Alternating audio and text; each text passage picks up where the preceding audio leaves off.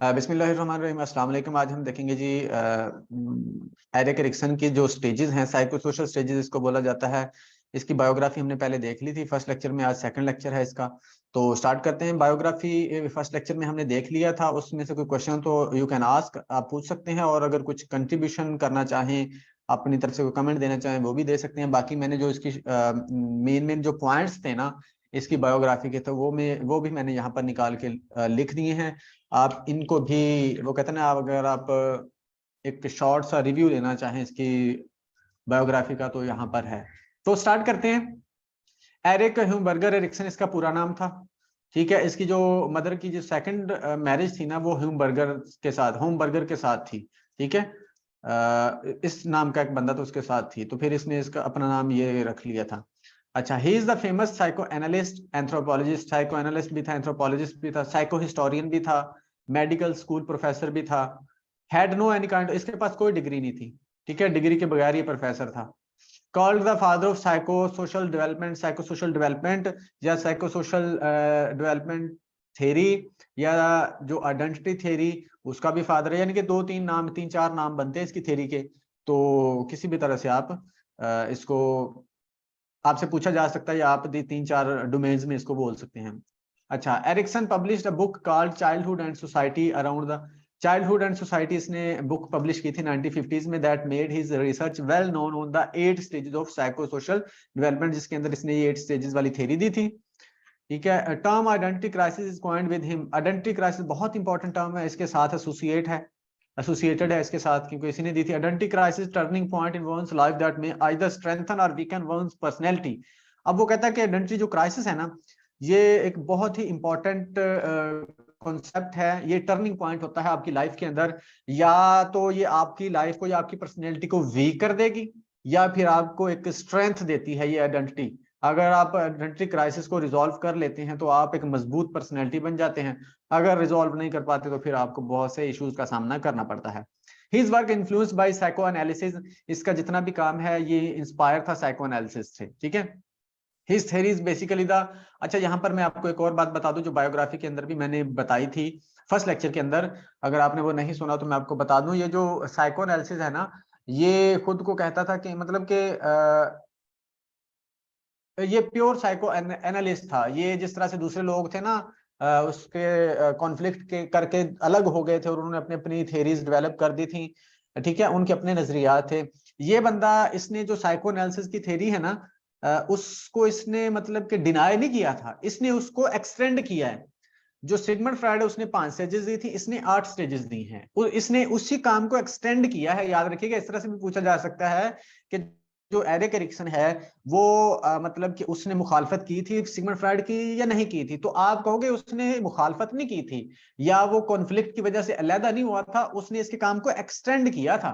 ठीक है, इसलिए इसको सक्सेसर भी बोला जाता है सिगमंड फ्रायड का। न्यू फ्राइडियन तो इसको कहा ही जाता है। तो इसने मतलब कि उसको डिनाई नहीं किया था उसकी थ्योरी को, उसको एक्सटेंड किया था, इसने थोड़ा सा उसमें इजाफा कर दिया था। His theory is basically the extension of Freud's theory, वही वाली बात। ठीक है, उसके बाद his theory called post Freudian, इसकी पोस्ट फ्राइडियन थ्योरी भी बोला जाता है।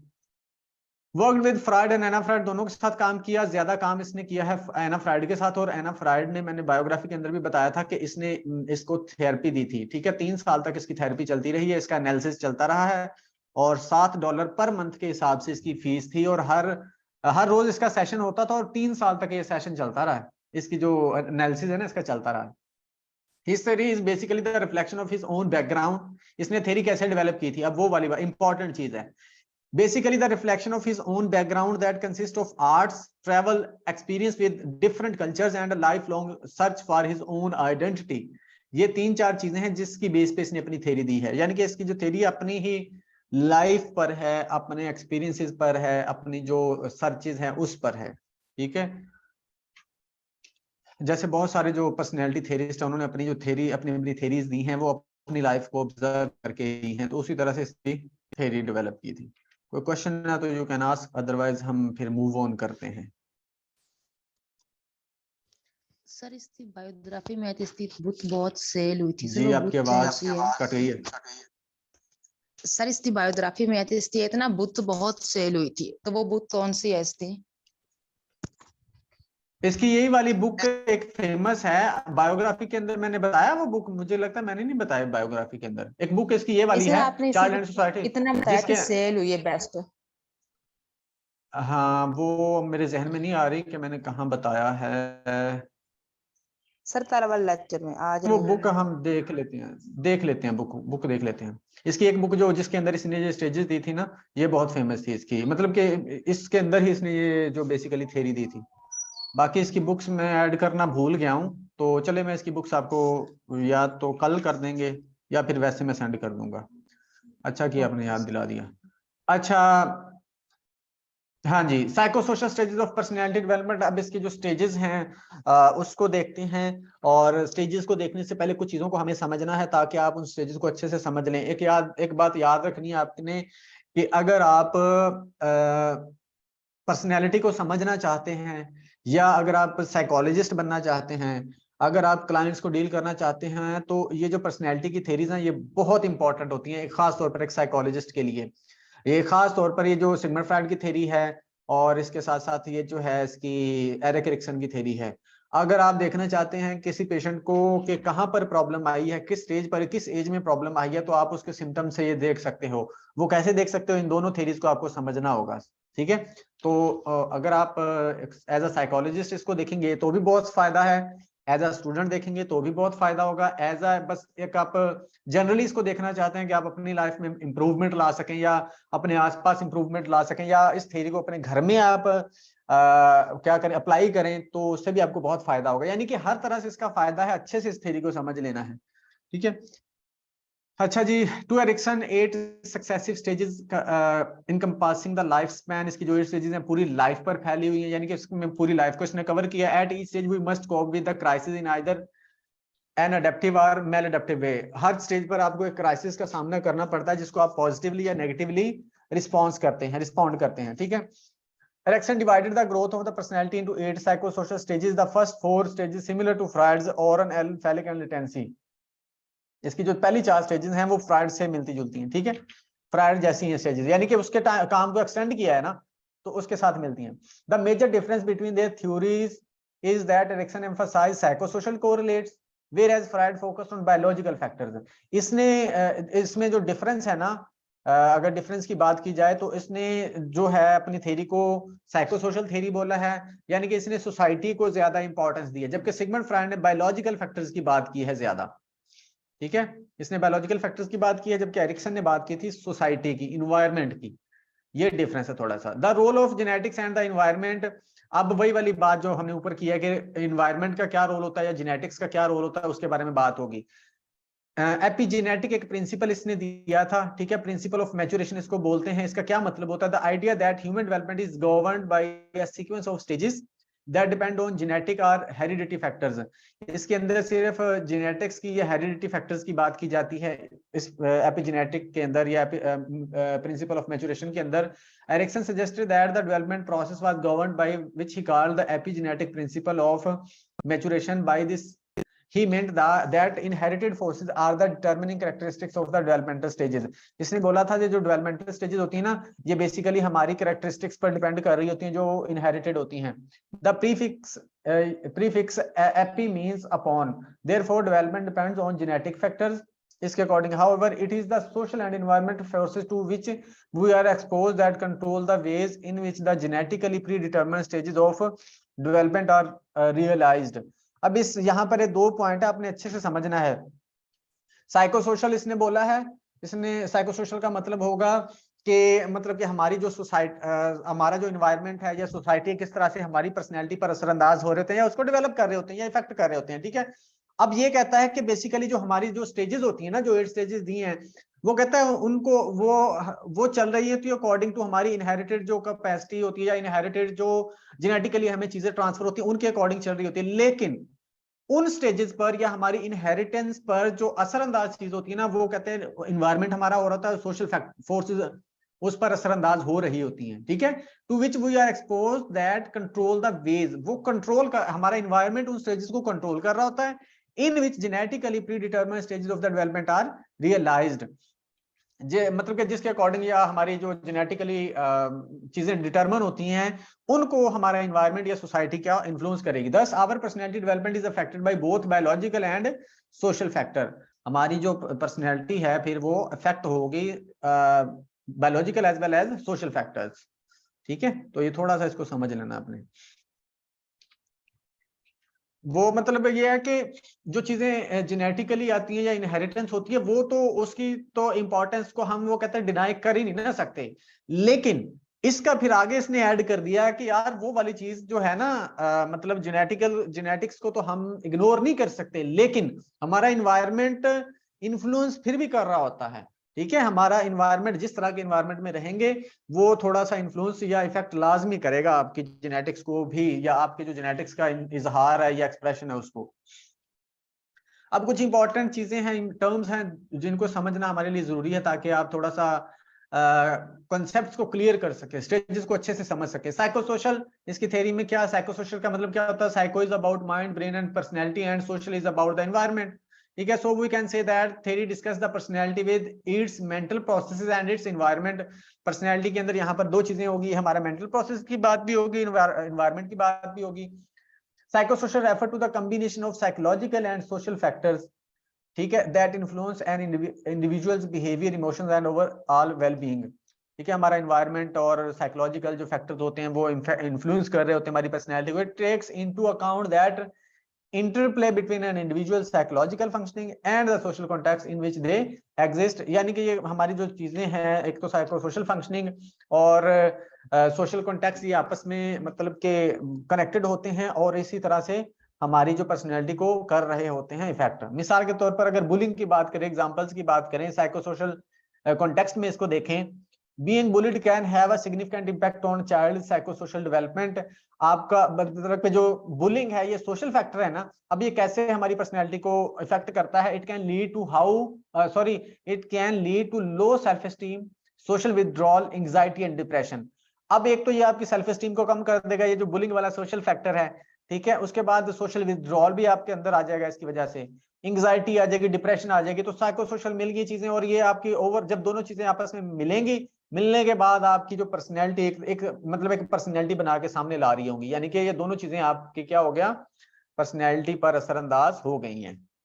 इसी तरह ट्रॉमा की बात करते हैं, ट्रॉमा भी एक सोशल फैक्टर है, ये भी आपकी जो है मेंटल आप कह सकते हैं सिचुएशन को इफेक्ट कर रहा होता है, हेल्थ को इफेक्ट कर रहा होता है। उसके बाद psychosocial theory, psychosocial theory is a theory of human development proposed by Erik Erikson which emphasises the importance of social and cultural factors. वही वाली बात जो हमने ऊपर बात की है कि ये आपकी पर्सनैलिटी को या ग्रोथ को या डेवलपमेंट को या बिहेवियर को इम्पैक्ट कर रहे होते हैं। कॉन्फ्लिक्ट्स एंड, अच्छा ये चीज याद रखनी है कि आप छोटी छोटी चीजों को इशू नहीं बनाएंगे, आप थोड़ा सा मिच्योरली अपने करना होता है, बिहेव करना होता है, या मिच्योरली चीजों को समझ के चलना होता है। अब मैं एक दफा एक जगह पे मैं कह रहा हूँ जी हमारा जो इन्वायरमेंट है इन्फ्लुएंस कर रहा होता है हमारी पर्सनैलिटी को, एक चीज होगी। फिर मैंने बोल दिया जी हमारा जो इन्वायरमेंट है इन्फ्लुएंस कर रहा होता है हमारी डेवलपमेंट को, ये दूसरी बात बोल दी। फिर मैंने एक जगह बोल दिया हमारा जो इन्वायरमेंट है वो इन्फ्लुएंस कर रहा होता है हमारे बिहेवियर को। अब आप में से कोई कोई ऐसा कह दे कि सर आप कभी पर्सनैलिटी कह देते हैं, कभी बिहेवियर कह देते हैं, कभी डेवलपमेंट कह देते हैं। तो इस चीज को समझना, ये सारी चीजों को जब हम इकट्ठा करेंगे तो ये एक ही चीज बनेगी, पर्सनैलिटी कह लें, डेवलपमेंट कह लें या बिहेवियर कह लें। ठीक है, तो इसमें ज्यादा खपाने की जरूरत नहीं है खुद को। ठीक है, इसमें ज्यादा कंफ्यूज होने की जरूरत नहीं है, सारी चीजें एक ही तरह की होती है, एक ही चीज है, समझ लें ये। ठीक है, जाहिर सी बात है कि जब हमारी पर्सनैलिटी डेवलप होगी तो हमारा बिहेवियर भी उसी तरह से डेवलप होगा, बिहेवियर होगा तो उसी तरह से हमारी डेवलपमेंट भी हो रही होगी। तो ये मतलब चीजें में कंफ्यूज होने की जरूरत नहीं है। तो आप अगर आपको कॉन्सेप्ट्स क्लियर हैं तो आप कभी भी कुछ भी बोल सकते हैं, अगर आपको कॉन्सेप्ट क्लियर है। ठीक है, आपको परेशानी नहीं होगी। अच्छा, उसके बाद कॉन्फ्लिक्ट्स एंड क्राइसिस, इंपॉर्टेंट चीज है, देख लेते हैं इसको। The crisis refer to a turning point in individual's life that presents a particular psychological challenge और कॉन्फ्लिक्ट। हर स्टेज पर आपको एक टर्निंग पॉइंट का सामना करना पड़ता है जो आपकी जिंदगी में या उस स्टेज पर अपना एक इम्पोर्टेंट जिसने इन्फ्लुएंस करना होता है, इम्पैक्ट छोड़ना होता है, उसको क्राइसिस या कॉन्फ्लिक्ट बोला जाता है। At each stage an individual confronts a conflict between two opposing force। Conflict हमेशा कहाँ होता है? कॉन्फ्लिक्ट के अगर हम मीनिंग को देखें तो ये हमेशा आपका जो कॉन्फ्लिक्ट होता है दो ओपोजिंग फोर्सेस के दरमियान में होता है, दो ओपोजिट चीजों के दरमियान ही कॉन्फ्लिक्ट होता है ना। अगर मैं कहूंगा आगे जाना, दूसरा कहेगा पीछे को जाना है, तो ये कॉन्फ्लिक्ट दो ओपोजिट चीजों के दरमियान हो गया, ठीक है। या जब दो डिफरेंट, आप इस तरह से समझ रहे, डिफरेंट ओपिनियंस होंगे तो उस वक्त कॉन्फ्लिक्ट। अब वो कह रहा है दो अपोजिंग फोर्सेस होती हैं जब जहां पर हमें कॉन्फ्लिक्ट या क्राइसिस आ रहा होता है, या ट्रस्ट या मिसट्रस्ट। अब यहाँ पर हमें हर स्टेज पर इस तरह की दो सिचुएशंस का सामना करना पड़ेगा अकॉर्डिंग टू एरिक एरिक्सन। उनमें से हमने एक चूज करना होता है, यही हमारा टर्निंग पॉइंट होता है। अगर हम ट्रस्ट चूज कर लेंगे, फर्ज करें फर्स्ट स्टेज पे तो हम पॉजिटिवली आगे बढ़ेंगे। अगर हम मिसट्रस्ट को चूज कर लेते हैं या मिसट्रस्ट की तरफ चले जाते हैं तो हम नेगेटिवली डेवलप होगी हमारी पर्सनैलिटी, नेगेटिवली आगे बढ़ेंगे। कैसे बढ़ेंगे ये आगे जाके हम समझेंगे। In Erikson theory human development involves a series of personal conflicts, the potential for these conflicts exist at birth. ये बर्थ से ही स्टार्ट हो जाता है एज इनेट प्री डिस्पोजिशन, और इनेट होती हैं ये। अच्छा, उसके बाद each of which will become prominent at different stages. ये प्रोमिनेंट और डिफरेंट स्टेजेस पर when our environment demands certain adaptations. जब हमें मतलब कि एनवायरनमेंट हमारा जो अडेप्टेशन को डिमांड कर रहा होता है और हमें अडेप्ट करना होता है चीजों को, उस वक्त आ रहा होता है हमारे ये कॉन्फ्लिक्ट या crisis. Each confrontation with environment is called a crisis. ये जब भी हम कन्फ्रंट करेंगे या जब भी हमारा सामना होगा इस तरह की सिचुएशन, तो उसको वो उस वक्त क्राइसिस होता है। The crisis involves a shift in perspective requiring us to refocus our instinctual energy is in accordance with the needs of each stage of the life. यानी कि हमारे जो भी स्टेज होगी उसके अकॉर्डिंग हमारी एक खास तरह की नीड होगी, ठीक है, उसके अकॉर्डिंग हमने बिहेव करना होता है। अगर हम उसको सही से कर लें, पॉजिटिवली कर लें तो ठीक है, अदरवाइज प्रॉब्लम हो जाती है। कैसे होगी ये भी एक देखते हैं आगे जाके। Each developmental stage has its particular crisis. Her stage पर अपना क्राइसिस होगा, अपना टर्निंग पॉइंट होगा, अपना कॉन्फ्लिक्ट होगा हर स्टेज का। Turning point that necessitates some changes in our behaviour and personality. अब वो कहता है कि वो जो टर्निंग पॉइंट या क्राइसिस होता है ना, उसने हमारे बिहेवियर के अंदर या पर्सनैलिटी में एक खास तरह का चेंज लाना होता है। We may respond to the crisis in one of two ways. दो वेज होते हैं हमारे पास, उनमें से एक वे से हमने इसको रिस्पॉन्स करना होता है, इस क्राइसिस को या कॉन्फ्लिक्ट को। मैल एडेप्टिव वे यानी कि नेगेटिव वे में, या फिर अडेप्टिव वे यानी कि पॉजिटिव वे में, ठीक है। पॉजिटिव वे में करेंगे तो हमारे लिए ज्यादा बेनिफिशियल है, नेगेटिव वे में करेंगे तो हमारी हम एबनॉर्मेलिटी की तरफ जाते हैं। Only when we have resolved each conflict can the personality continue its normal developmental sequence। कहता है कि जब हम इस कॉन्फ्लिक्ट को रिजॉल्व करेंगे, पॉजिटिवली रिजॉल्व करेंगे, तो उस वक्त हम पॉजिटिवली हमारी पर्सनैलिटी आगे बढ़ेगी। And acquire the strength to conflict the next stage crisis. और हमें खास तरह की स्ट्रेंथ मिलती है हर स्टेज पर, अगली स्टेज पर जाने के लिए, अगली स्टेज को डील करने के लिए, ठीक है। हर स्टेज पर मिलेगी एक strength. If the conflict at any stage remain unresolved. अगर कॉन्फ्लिक्ट, ये उसी तरह की बात हो रही है जो हमने फ्राइड के में पढ़ा था। अगर ये अनरिजॉल्व रह जाएगा, we are less likely to be able to adapt to later problems. तो फिर हम जो हमें बाद में प्रॉब्लम्स आएंगी या नेक्स्ट स्टेजेस पर हमने जाना है, उसको हम सही से अडेप्ट नहीं कर पाएंगे, उनको डील नहीं कर पाएंगे। Successful outcome is still possible. वो कहता है कि जो सक्सेसफुल जो आउटकम है ये पॉसिबल है, यानी कि हम कंप्लीटली रिजॉल्व कर सकते हैं अपने क्राइसिस को, अपने कॉन्फ्लिक्ट को, but it will be more difficult to achieve. लेकिन ये डिफिकल्ट होता है, नामुमकिन नहीं है लेकिन ये डिफिकल्ट होता है। इसका कहने का मतलब ये है कि ज्यादातर जो बच्चे हैं ना, मतलब वो कॉन्फ्लिक्ट से निकल नहीं पाते हैं, ठीक है। बहुत कम बच्चे होते हैं, बहुत कम लोग होते हैं जो कंप्लीटली कॉन्फ्लिक्ट से निकल जाते हैं और कंप्लीटली एक मतलब पॉजिटिव डेवलपमेंट के साथ आगे बढ़ रहे होते हैं, बहुत कम लोग होंगे। अच्छा, अब आ जाते हैं अडेप्टिव कोपिंग। अब हमने देखा था, ऊपर बात पड़ी है कि या तो आप उसका पॉजिटिवली रिस्पॉन्स करते हो उस कॉन्फ्लिक्ट का या क्राइसिस का, या नेगेटिवली करते हो, ठीक है। अब वो आपको बताएगा कि हमारे लिए ज्यादा फायदेमंद क्या, कौन सी चीजें हैं।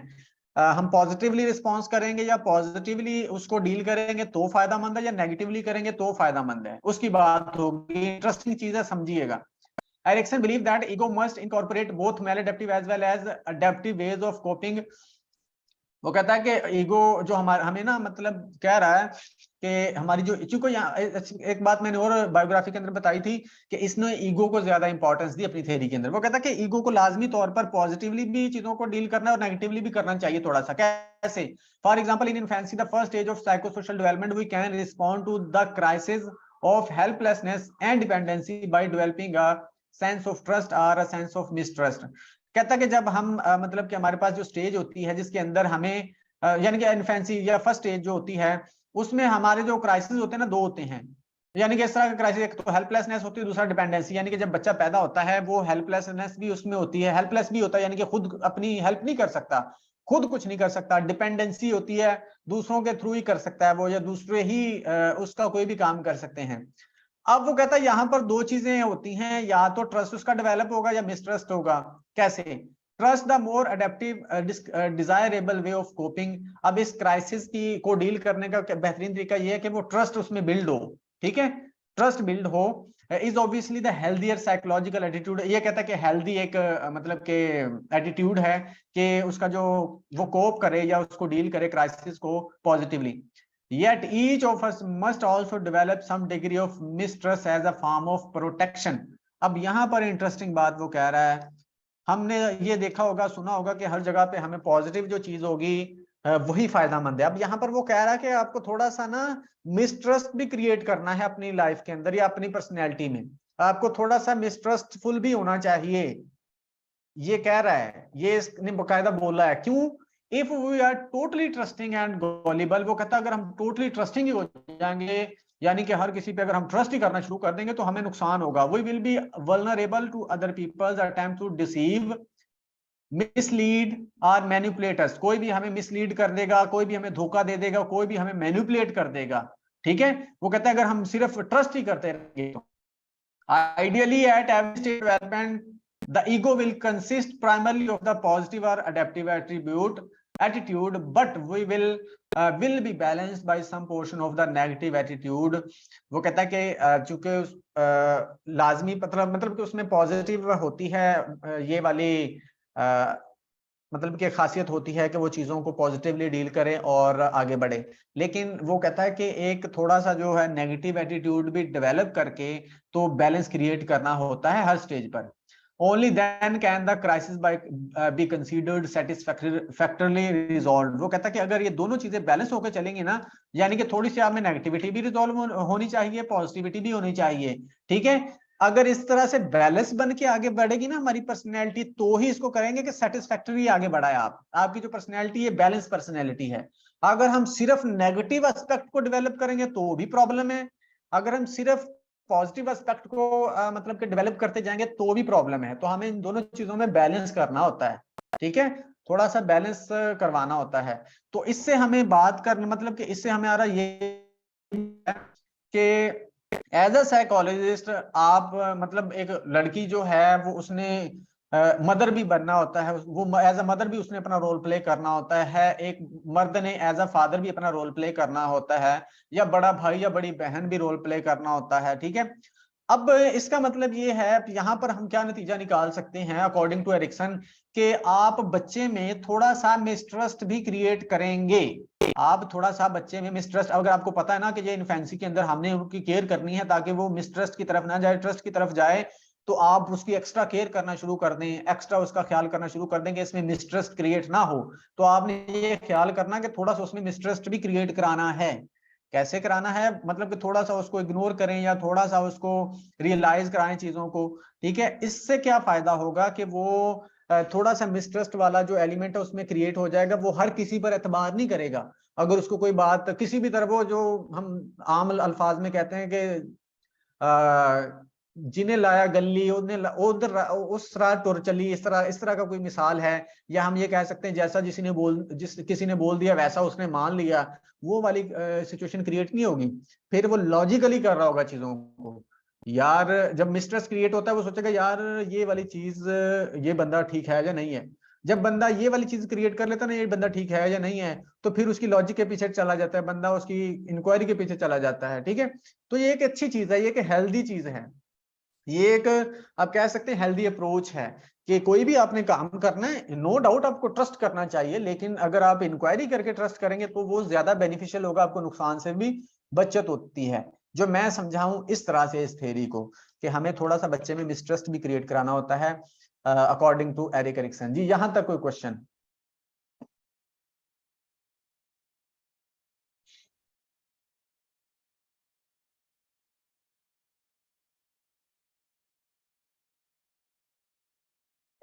अगर आपसे कोई ये मतलब कि पूछ ले या आपको ये आगे कोई प्रॉब्लम यानी कि प्रॉब्लम बता रहा हो कि हमारा बच्चा या कोई भी क्लाइंट आपको बोले कि मैं किसी पर ट्रस्ट नहीं करता, कोई भी मतलब मेरे तक अप्रोच करता है तो मैं मतलब फौरन नेगेटिविटी आ जाती है उसको लेके। अगर तो उसको बोलो कि आप में एक हद तक या एक लिमिट तक आती है नेगेटिविटी, या आप किसी पर एक लिमिट में रहकर एतबार नहीं करते, तो वो तो हेल्दी अप्रोच है। ठीक है, आंखें बंद करके भी एतबार नहीं करना चाहिए, ना ही ऐसा किसी को मशवरा देना चाहिए। लेकिन एक मतलब ऐसी है सिचुएशन के सिर्फ नेगेटिविटी ही उसके माइंड में है, वो भरोसा करने को तैयार ही नहीं है, तो प्रॉब्लम है। ठीक है, तो ये बहुत सारी चीजें होती हैं जो छोटी सी चीजें अगर हमने खुद समझी होंगी ना, तो हम क्लाइंट की जो बहुत सारी प्रॉब्लम्स एक चुटकी में हल कर सकते हैं। ठीक है, तो ये थेरी से ही आप समझ सकते हैं, थेरीज ही एक तरीका है जिनके थ्रू आप बहुत अच्छे एक साइकोलॉजिस्ट बन सकते हैं, बहुत अच्छे काउंसलर बन सकते हैं। साइकोलॉजिस्ट नहीं भी बनना, बहुत अच्छे टीचर बन सकते हैं आप, बहुत अच्छे स्टूडेंट बन सकते हैं आप। ठीक है, अगर आप थेरीज को उनके एक जो उसका कह सकते हैं कि ओरिजिन है उसको पकड़ लें, तो उसका कॉन्सेप्ट है उसको पकड़ लें तो। अच्छा, उसके बाद हमारे पास इसमें हम जो ट्रस्ट की बात कर रहे हैं, तो जी ट्रस्ट से मुराद क्या है? ट्रस्ट से मुराद क्या है? जी। ये हम आगे स्टेज पढ़ेंगे तो स्टेज में आपको बताता हूँ। स्टेज आ रही है, इसकी पहली यही स्टेज है, उसके अंदर देखेंगे। अच्छा, बेसिक स्ट्रेंथ और वर्च्यू। हर स्टेज, जितनी भी स्टेजेस है ना, यानी कि 8 स्टेजेस हैं, उसमें हर स्टेज पर आपको एक स्ट्रेंथ मिल रही होगी। ठीक है, ये भी इंटरेस्टिंग कॉन्सेप्ट है, इसको देखिएगा। Motivating characteristics and believes that drive from the satisfactory resolution. ये जो स्ट्रेंथ है ना, आपको उस वक्त ही मिलेगी जब आप क्राइसिस को अच्छे से रिजॉल्व कर लेते हो, कॉन्फ्लिक्ट को अच्छे से रिजॉल्व कर लेते हो। Erikson propose that each of 8 psychological stages provide an opportunity to develop a basic strength. हर स्टेज पर आपको एक स्ट्रेंथ मिल रही होगी, आपकी पर्सनैलिटी में एक पॉजिटिव आप कह सकते हैं कैरेक्टरिस्टिक्स बिल्ड हो रही होगी। These strengths or virtues emerge once the crisis has been resolved satisfactorily। जब अच्छे से रिजॉल्व हो जाएगा, he suggested that basic strengths are interdependent in that one strength cannot develop until the strength associated with the previous stage has been confirmed। आपकी जो कोई भी strength उस वक्त तक डेवलप नहीं होती जब तक कि प्रीवियस स्टेज की जो स्ट्रेंथ है वो अच्छे से डेवलप नहीं होगी। मिसाल के तौर पर फर्स्ट स्टेज पर जो आपकी स्ट्रेंथ डेवलप होती है वो होप होती है। जब आप में ट्रस्ट क्रिएट होता है ना, ट्रस्ट वाला एलिमेंट बिल्ड होता है, तो आप में फिर होप क्रिएट हो जाती है। ये एक स्ट्रेंथ होगी आपकी जो आपको आगे आगे बढ़ने में हेल्प कर रही होती है। आप फ्यूचर के जो इश्यूज होते हैं उनको हल करने में या उनको डील करने में, फेस करने में आपको हेल्प कर रही होती है। कैसे करती है ये आगे जाके देखेंगे। सिग्निफिकेंट रिलेशनशिप, हर स्टेज पर आपको एक रिलेशनशिप बिल्ड होता है किसी के साथ जो आपको जिसकी बेस पर ही आपने पॉजिटिवली या नेगेटिवली आगे बढ़ना होता है। Relations or interactions on which completion of stage is dependent, उसी पर डिपेंड कर रही होती है आपकी स्टेज की कंप्लीशन। इवेंट्स, हर स्टेज पर कोई ना कोई इवेंट भी हो रहा होगा। Happening which play major role in successful completion of role, उस इवेंट का भी रोल होता है स्टेज को सक्सेसफुली कंप्लीट कराने में। Erikson believe that each stage of life is associated with the specific psychological struggle, a struggle that contributes to major aspects of personality, जो कि आपकी पर्सनैलिटी में कंट्रीब्यूट कर रही होती है एक मेजर एस्पेक्ट्स के तौर पर। अच्छा, अब स्टेजेस हैं, स्टेजेस मैंने यहाँ पर लिख दी हैं शॉर्ट फॉर्म में। Trust versus mistrust, first stage है, इसमें होप क्रिएट होती है। दूसरी में विल, ऑटोनॉमी और शेम और डाउट होती है, इसमें विल क्रिएट होती है। Third stage initiative versus guilt, purpose, अगर ये पॉजिटिवली आगे बढ़ेगा या मतलब आप कह सकते हैं बैलेंस वे में आगे बढ़ेगा। इंडस्ट्री वर्सेस इंफीरियोरिटी, इसमें कंपिटेंस, अगर तो उसमें इंडस्ट्री क्रिएट होती है। Industry identity versus role confusion या कंफ्यूजन, इसमें फिडेलिटी।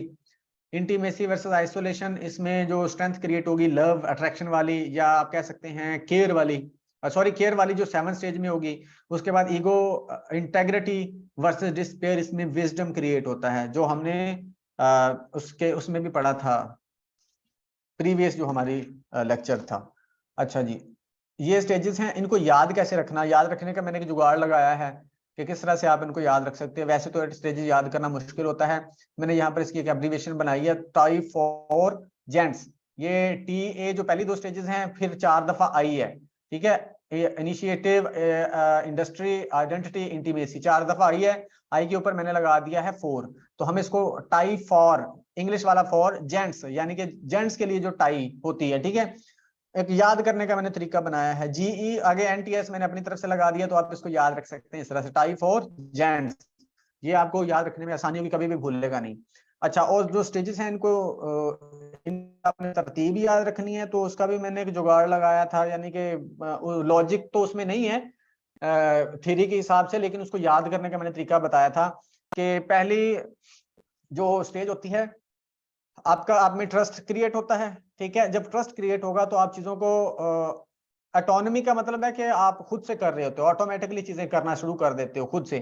ट्रस्ट क्रिएट होगा तो आप खुद से चीजें करना शुरू कर दोगे, यानी कि ऑटोनॉमी होना शुरू हो जाएगी। जब आप में ऑटोनॉमी वाली चीज पैदा हो जाएगी ना कि आप खुद कर सकते हो, तो फिर आप इनिशिएटिव लेते हो किसी भी चीज का, इनिशिएट करते हो चीजों को। जब आप इनिशिएट कर लेते हो, यानी कि इनिशिएट करना सीख जाते हो कि कैसे इनिशिएट करना, फिर आप इंडस्ट्री लगाते हो, ठीक है। ये इंडस्ट्री लगाना मैं ऐसे आपको याद करने का तरीका बता रहा हूँ, थ्योरी से इसका कोई ताल्लुक नहीं है इस चीज का कि इंडस्ट्री लगा लेते हो, वो थ्योरी में इसका और मीनिंग है, ठीक है। आप इंडस्ट्री लगाते हो, ठीक है। पहले आपने ट्रस्ट क्रिएट किया जिंदगी में, फिर आप में ये चीज पैदा हुई कि यार मैं कर सकता हूँ, फिर आप में जब ये चीज पैदा हुई तो फिर आपने इनिशिएटिव लिया, जब आप इनिशिएटिव वाली स्ट्रेंथ पैदा हुई, जब आप में इनिशिएटिव वाली स्ट्रेंथ पैदा हुई, फिर आपने अपनी इंडस्ट्री लगाई। इंडस्ट्री के बाद फिर ऑटोमेटिकली आपकी आइडेंटिटी बन जाती है, ठीक है। आइडेंटिटी बनी तो फिर अब आपने बोला यार इंडस्ट्री लगे, आइडेंटिटी भी मेरी बन गई, पहचान भी बन गई। जैसे हमारी अप्रोच होती है जनरली सोसाइटी में, हमारी अप्रोच होती है कि यार आइडेंटिटी बन गई है, पहचान बन गई है, स्टेटस बन गया, अब ऐसा करो रिलेशन बनाओ, शादी वादी करो, ठीक है, सेटलमेंट हो जाओ, सेटल हो जाओ, ठीक है, सेटलमेंट कर लो। अब आइडेंटिटी के बाद आपने इंटीमेसी यानी कि रिलेशनशिप बना लिए, उसके बाद फिर आप जनरेटिविटी की तरफ चले गए, ठीक है, जनरेटिविटी, उसके बाद फिर आप ईगो इंटेग्रिटी की तरफ चले गए। इस तरह से आप इसको याद रख सकते। पहली दो भी याद रखना आसान है, आखिरी दो भी याद रखना आसान है, जो दरमियान वाली उनका मैंने बता दिया कैसे आप याद रख सकते हो। तो इस तरह से थोड़ा सा है इसको याद रखने का तरीका, इस तरह से कर सकते हो। अब यहां तक कोई क्वेश्चन है तो बताएं, अदरवाइज फिर आगे बढ़े।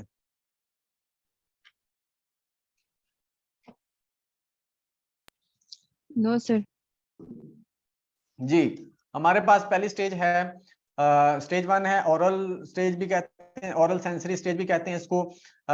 जो आमतौर पर आपको बुक्स के अंदर मिलेगा या कहीं पर भी मिलेगा, वहां पर आपको लिखा होगा स्टेज जो है ट्रस्ट वर्सेस मिसट्रस्ट, ठीक है। तो इसको ओरल और सेंसरी स्टेज भी कहते हैं, जैसे कि उसने बोला था सिगमंड फ्रायड ने। तो इस हिसाब से भी याद रख लेना आपने। इसकी जो बर्थ जो एज होती है, बर्थ टू लेके 18 मंथ यानी कि 1.5 साल तक ऑलमोस्ट, इसका जो क्राइसिस या कॉन्फ्लिक्ट ट्रस्ट वर्सेस मिसट्रस्ट होगा। रिलेशनशिप मदर के साथ इसका यहाँ पर होता है, स्ट्रेंथ होप होती है कि इवेंट क्या होगा, फीडिंग या अबैंडनमेंट, ये इवेंट होंगे, ठीक है। ये इंपॉर्टेंट जो स्टेप्स हैं, चीजें हैं। अच्छा, oral sensory stage, trust versus mistrust, इसको देख लेते हैं। Erikson oral sensory stage of psychosocial development parallel Freud's oral stage, oral stage के मतलब कि पैरेलल है, उसी की तरह की स्टेज है। Occurs during at first year of the life, the time of our greatest helplessness, पहले ईयर में यानी कि तकरीबन 1.5 साल तक होती है ये स्टेज, जहां पर हम बहुत हेल्पलेस होते हैं।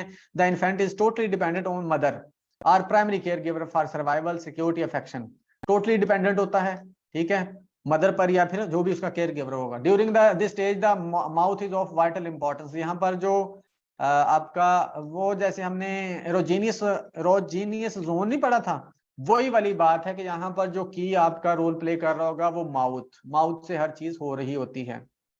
Ericsson wrote that the infant lives through and loves with mouth, हर चीज मतलब माउथ से कर रहा होता है। However the relationship between the infant and the world is not exclusively biological, वो कहता है कि ये जो रिलेशनशिप होता है ना इन्फेंट का, यानी कि इसका जो सोसाइटी के साथ जो रिलेशनशिप होता है, ये सिर्फ बायोलॉजिकल नहीं होता, यानी कि उसको खुराक चाहिए और उसने मतलब उसको उसी तक रिलेशनशिप है कि उसने खुराक चाहिए लेनी है तो उसने मदद से खुराक ली और बस खत्म नहीं। वो कहता है इसको एज एक सोसाइटी, एक इन्वायरमेंट का भी इस पर इन्फ्लुएंस होता है, उस तरह से भी इसको हमने देखना है।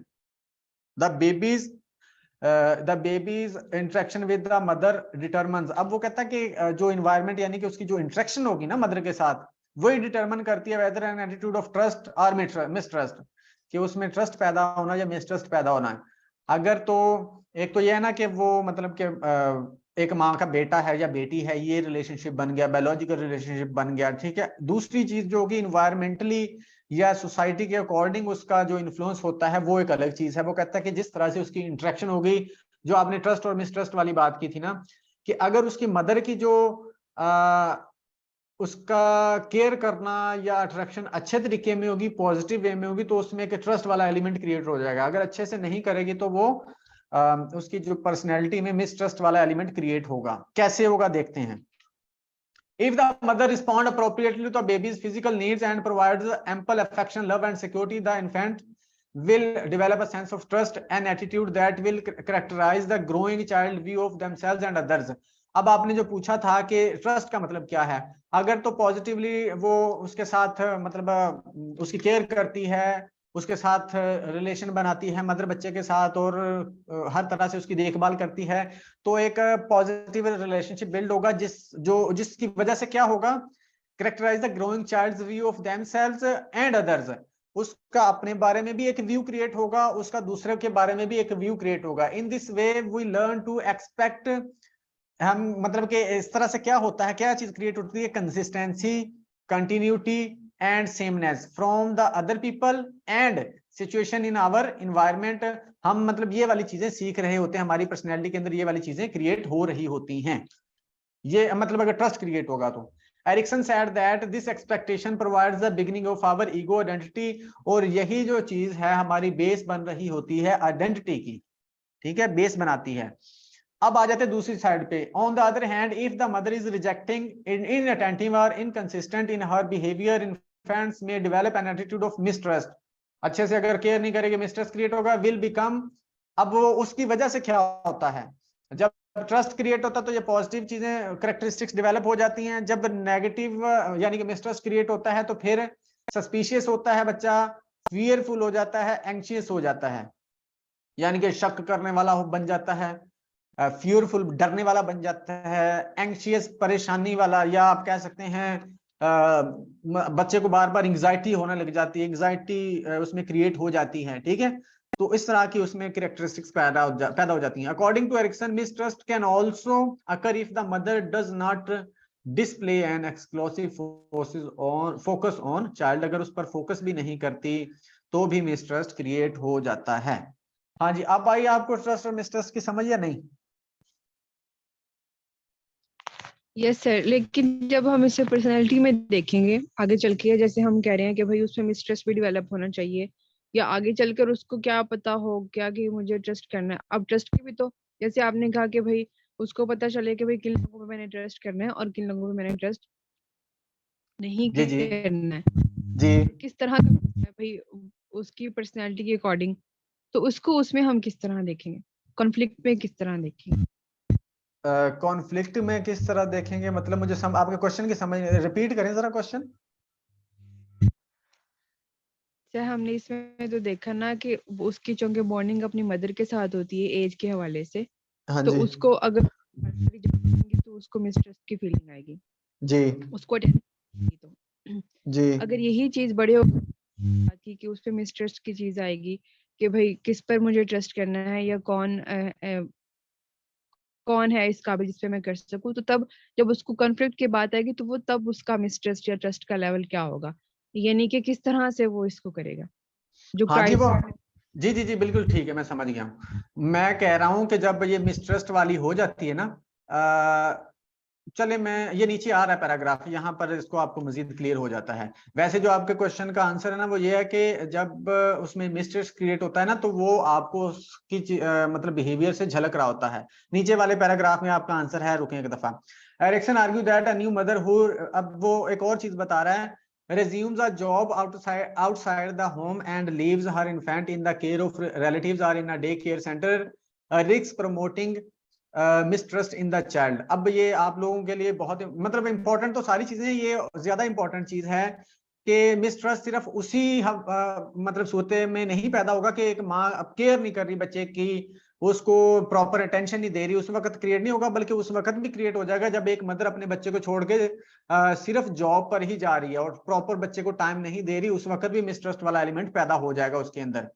अब वो ट्रस्ट बाद में क्या इशू क्रिएट करता है वो देखते हैं। Although the pattern of trust और mistrust as a dimension of personality is set in infancy, वो कहता है पर्सनैलिटी डायमेंशन के तौर पर ये बचपन में ही, इन्फेंसी में ही सेट हो जाता है, ठीक है, मिसट्रस्ट वाला या ट्रस्ट वाला element. The problem may appear at a later developmental stage, बाद में ये मतलब लेटर लाइफ के अंदर ये अपीयर हो रही होती है। कैसे? For example An ideal infant mother relationship produces a high level of trust, but this can be destroyed if the mother dies or leaves home. अब वो कहते हैं कि ये वाला मतलब जो ट्रस्ट है, जो एलिमेंट है ना, जो बच्चे का ट्रस्ट वाला एलिमेंट है, for example an ideal infant mother relationship produces a high level of trust, मतलब कि एक ट्रस्ट वाला एलिमेंट क्रिएट कर देगा बस, but this can be destroyed. अब ये वाला जो ट्रस्ट है ना, ये वाला कहते हैं कि बाद में डिस्ट्रॉय भी हो सकता है इफ द मदर डाइज और लीव्स होम, या वो छोड़ के चली जाती है या मर जाती है। If that occurs mistrust may overtake the personality, childhood mistrust can be alter later in life through the companionship of a loving. वो कहता है कि अगर इस तरह का आपको एलिमेंट नजर आता है कि वो दूसरों पर ट्रस्ट नहीं कर रहा, ठीक है, अगर उसको कोई भी काम बोला जाता है, कोई भी काम करने का कहा जाता है, या कोई भी इंटरेक्शन होती है, वो अपने दोस्तों पर भी ट्रस्ट नहीं करता, वो अपने रिश्तेदारों पर भी ट्रस्ट नहीं करता, अगर उसने कोई काम करना है, पार्टनर है, उस पर भी ट्रस्ट नहीं करता, अपने साथी के साथ भी, अपना अगर शादी हुई है तो अपनी बीवी पर या अपने हस्बैंड पर ट्रस्ट नहीं कर रहा, तो इट मीन्स कि उसका जो मिसट्रस्ट वाला एलिमेंट है ना, वो बचपन में वो क्रिएट हुआ पड़ा है। ठीक है, अब वो कहते हैं कि उसको कैसे हमने रिजॉल्व करना है। अब वो वाला जो कहते हैं कि जो हमें पता है कि ट्रस्ट वाला एलिमेंट कैसे क्रिएट होता है, कैसे क्रिएट होता है, प्रॉपर अटेंशन देने से, केयर करने से, ठीक है, उसका ख्याल रखने से। तो वो कहते हैं कि बाद में अब आपको मिला है ना, अगर पेशेंट ऐसा मिल गया उसमें मिसट्रस्ट वाला एलिमेंट बहुत ज्यादा नजर आ रहा है कि वो कोई भी काम पॉजिटिव वे में नहीं करता, पॉजिटिव वे में नहीं लेता, नेगेटिव वे में लेता है, कोई भी वो काम सोचता है, प्लानिंग करता है, उसमें नेगेटिविटी पहले ले आता है, वो ना खुद पे ट्रस्ट कर रहा होता है ना दूसरों पे ट्रस्ट कर रहा होता है, तो फिर वो कहते हैं कि उसमें मिसट्रस्ट वाला एलिमेंट कहीं ना कहीं उसने क्रिएट किया होगा बचपन में, मिसट्रस्ट वाला एलिमेंट क्रिएट हुआ है। आप उसको कैसे कर सकते हो, उसको कैसे अलग कर सकते हो इस सिचुएशन से, उसका टीचर के थ्रू कर सकते हो, पेरेंट्स के थ्रू कर सकते हो, या फिर उसके फ्रेंड्स के थ्रू कर सकते हो, या फिर उसका अगर वो शादीशुदा है उसका हस्बैंड या वाइफ के थ्रू कर सकते हो। उसको उस तरह की केयर देनी है, यानी कि उसको ट्रस्ट का एलिमेंट क्रिएट करने के लिए जिन चीजों की जरूरत थी वो नहीं मिल सकी, अब उसको दे दो तो वो उसका मिसट्रस्ट वाला एलिमेंट दूर हो जाएगा, वो ट्रस्ट करना शुरू कर देगा। ये था बेसिकली उसका कि आप कैसे उसको देख सकते हो और किस तरह से उसका इलाज कर सकते हो। जी समझ आए कि नहीं आपको? जी सर, आगे। चलिए, जो होप है, जो स्ट्रेंथ या वर्च्यू यहाँ पर पैदा होती है वो देख लेते हैं। The basic strength of hope is associated with the successful resolution of the crisis during the oral sensory stage. इस स्टेज पर क्रिएट होती है। Erikson describe this strength as the believe that our desires will be satisfied. अब वो इस hope का मतलब क्या कह रहा है कि इसका मतलब ये है, ये बिलीफ होता है, बच्चे का एक बिलीफ बन जाता है। मतलब कि होप कैसे क्रिएट होगी, उसका ये बिलीफ उसमें होगा पैदा कि उसकी जो चीजें हैं, मतलब कि उसकी जो डिजायर्स हैं वो पूरी होंगी, ठीक है, उसकी रिक्वायरमेंट्स या उसकी जो बेसिकली जरूरतें हैं वो पूरी होंगी। And hope involves a persistent feeling of confidence, उसमें कॉन्फिडेंस क्रिएट होगा। Feeling we will maintain despite temporary setbacks और रिवर्सेस। और इस कॉन्फिडेंस, ये जो कॉन्फिडेंस पैदा होगा ये कहाँ पर काम आएगा? A feeling we will maintain despite temporary setbacks और रिवर्सेस।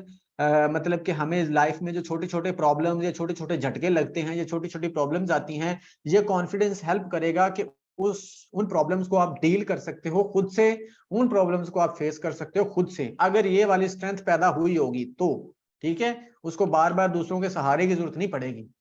ठीक है, तो इसको दो तीन तरह से आपने देख लेना है कि स्ट्रेंथ है क्या और इसका काम क्या होता है, इसका बेसिकली मतलब क्या होता है।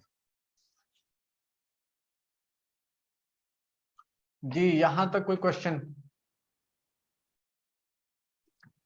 सर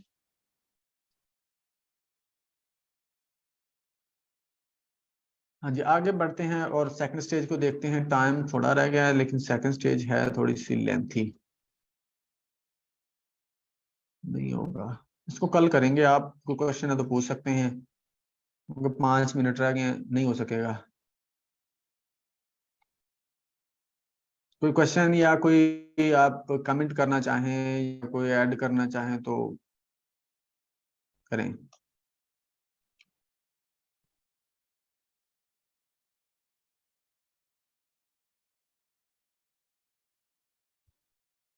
कोई क्वेश्चन नहीं है? No sir.